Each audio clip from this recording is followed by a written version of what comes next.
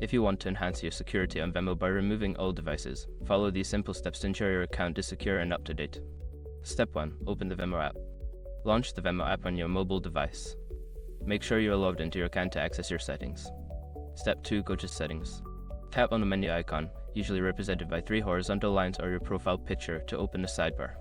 From there, select Settings to access your account settings. Step 3. Navigate to Security. In the Settings menu, look for the Security option. This section contains all the security-related settings for your Venmo account. Step 4. View Devices. Under the Security section, find the option labeled Devices or Manage Devices. This will show you a list of devices that are currently linked to your Venmo account. Step 5. Remove all devices. Review the list of devices and identify any that you no longer use. Tap on the device you wish to remove, then select the option to remove or log out. Confirm your choice to ensure the device is no longer connected to your account. By following these steps, you can easily manage and remove old devices from your Venmo security settings, keeping your account secure.